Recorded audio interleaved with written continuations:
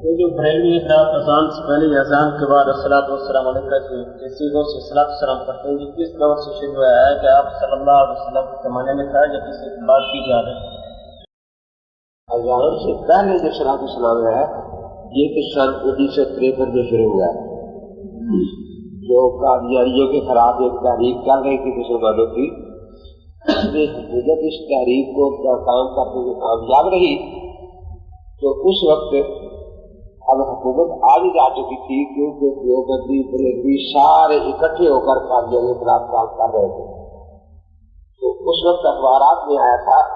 کہ سر جفراللہ کی اور مولوی سردار احمد لال پوری کی اسٹیج پر ملاقات ہوئی، انہوں نے اپنی تھیلی ان کو پیش کی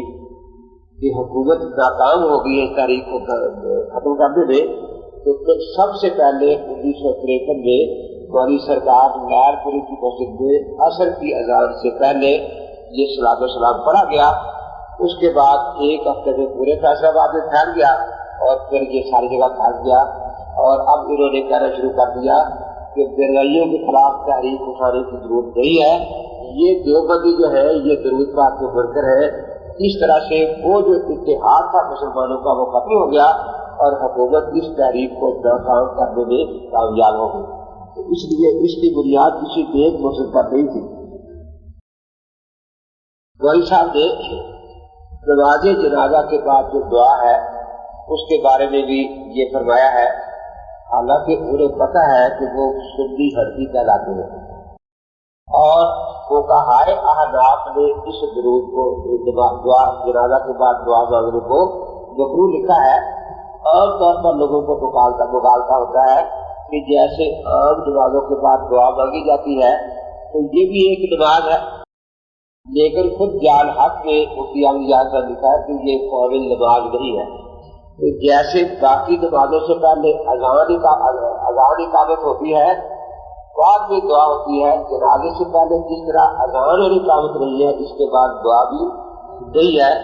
اب کوئی اذان و اقامت کا ثواب دیا کر کے جنازے سے پہلے اذان اقامت کرنا شروع کر دے تو اس سے اذان اور اقامت کا جواز ثابت نہیں ہوگا۔ اور ان کے ہاں بھی جال حق میں یہی لکھا ہے کہ جنازے کے بعد کھڑے ہو کر انہی صفوں میں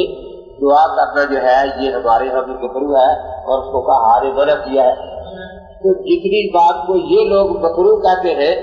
اس لیے ہم بھی یہی کہتے ہیں کہ اس کے منع کی حدیث یہ لوگ بیان کریں کہ کھڑے کریں۔ دیکھو باقی ساری نمازوں میں سلام بیٹھ کر پھیرتے ہیں تو بیٹھے بیٹھے سارے دعا مانگتے ہیں، کوئی یہ نہیں کہا کہتا کہ اب بیٹھ کر دعا کرنی جائز نہیں، صفے توڑ کر دعا مانگو یا کھڑے ہو کر دعا مانگو۔ لیکن جنازے کے بعد خود بریلوی بیچارے پریشان ہیں کہ ہم کیا کریں، وہ کہا نے اس دعا کو مکروہ لکھا ہے، اب کہتے ہیں کہ بھی تم کھڑے ہو، کوئی بیٹھ جائے، کوئی سب توڑ لے تو پھر دعا کرنی جائز ہے یا نہیں۔ تو معلوم ہوا کہ ان کے ہاں بھی کھڑے کھڑے اسی طرح سب میں دعا مانگنا مکروہ ہے۔ تو اس لیے مولوی صاحب کا فرض تھا کہ وہ اس طور پر خاص طور پر کوئی منع کی حدیث دکھاتے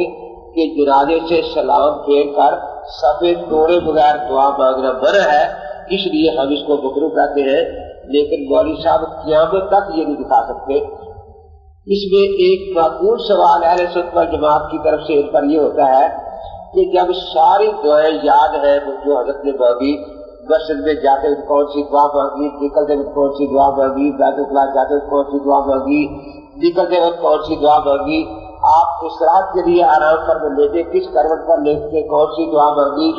نیند سے اٹھے آپ کی مبارک زبان پر کون سی دعا تھی، نماز کے بعد دعائیں کتنی لکھی ہوئی ہے کہ حضرت عمران نماز کے بعد دعا مانگی۔ اگر جنازے کے بعد بھی حضرت نے کوئی دعا مانگی تھی تو وہ الفاظ کہاں ہیں؟ اس بارے میں فیضی صاحب سے پہلے تو لوگ مانتے تھے کہ وہ الفاظ ہمیں نہیں ملتے،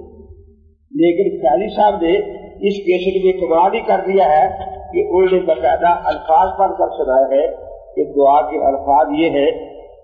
اللہم حمد کا ممد عمدے کا نازلہ بکن یوم فکر لہو ذنبہ وسع علیہ مدخ لہو الحدیث۔ اب بیچارے جو سادہ لوگ ہیں وہ سمجھیں گے کہ فیضی صاحب بہت بڑے علامہ ہیں کہ وہ دعا کے الفاظ جو نہ کسی صحابی کو پتہ چلا، نہ امام اعظم ابو حنیفہ کو پتہ چلا، نہ 1400 سال میں کسی فقیہ کو ملے، وہ काजी साहब ने तलाश कर लिए हैं। आज तक तो बेचारे ये छुपते करते थे कि दुआ के अल्फाज याद करा दो, हम वो मंगा करेंगे दुआ। जैसे जनाजे के अंदर मांगने वाली दुआ के अल्फाज मुसलमानों को याद है, हम बच्चों को याद कराते हैं, इस तरह जिससे कहते थे कि बात वाली दुआ के अल्फाज में हमें याद करवा दो। लेकिन काजी साहब ने कमाल कर दिया कि उन्होंने ये दुआ के अल्फाज याद करा दिए। लेकिन ये काजी साहब की बहुत बड़ी ज्यादती है कि ये दुआ किसी मौके की थी। ये मुसन्निफ इब्न अबी शैबा सफा 212 जिल्द 3 पर ये दुआ के अल्फाज है और ऊपर बाब है, बाब की दुआ मैयत बाद मायूद भरू यसव अलैह कि मैयत को दफन करने के बाद उस पर मट्टी डालने के बाद जो दुआ मांगी गई है, ये उस दुआ के अल्फाज थे जो वहां से उठाकर जनाब काजी साहब ने नमाज जनाजा के बाद यहाँ लगा दिए। इस आदत को कुरान पाक ने तो ये कहा है कि युहर्रिफूनल कलिमा बवाज़िही, कि बात किसी मौके की हो और लगा किसी मौके पर दी जाए।